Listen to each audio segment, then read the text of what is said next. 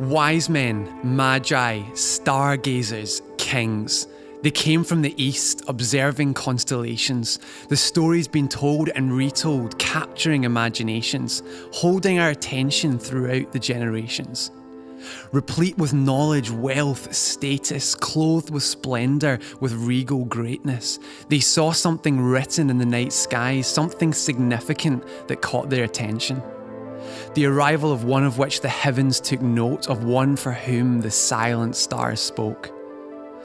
And so he arrived subtly in obscurity, unseen, and as creation held its breath, he began to breathe.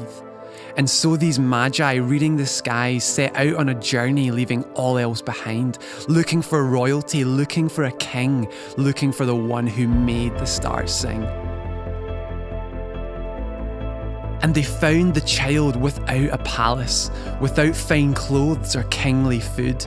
They found him without royal guards or protection, without dignitaries or an official reception. In obscurity, in simplicity, humble, poor, they found what they'd been looking for. And so these kings, these wise men knelt in the dust, placing treasures on the ground in the dirt. Gifts that had travelled from distant lands, carefully crafted with skillful hands, carried a huge distance with the greatest care, prized and finally placed there in the dirt. Gold, a royal gift for a king, more valuable than any other thing, but out of place in a place like this. Frankincense, perfume from the boswellia tree, the fragrance of royalty, portion of the wealthy, but out of place in a place like this. Myrrh, an expensive burial gift, strange for a birth, but then all of this there was more to this child than circumstance suggested. These gifts were extravagant, expensive, majestic, perhaps even something prophetic, but out of place in a place like this. With treasures lying in the dust, things in which men and women trust, these kings gazed upon this boy, this baby, without delay, readily exchanging all this for him.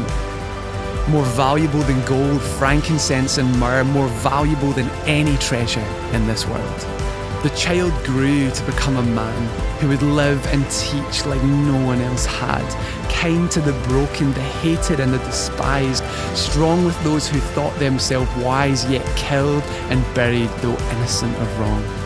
Once again hidden where you wouldn't expect, in a tomb, not a stable but unlikely nonetheless, was a treasure more valuable than any other thing.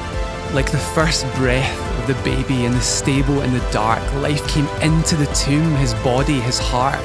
Those around him, like the wise men right at the start, fell to their knees in wonder. The baby in the stable with treasures at his feet became the centre point of history, the greatest influence, the brightest hope the world would ever see. Those kings, those Magi heard what few else did as they journeyed far and long. The sound that broke the silent night as the stars burst into song.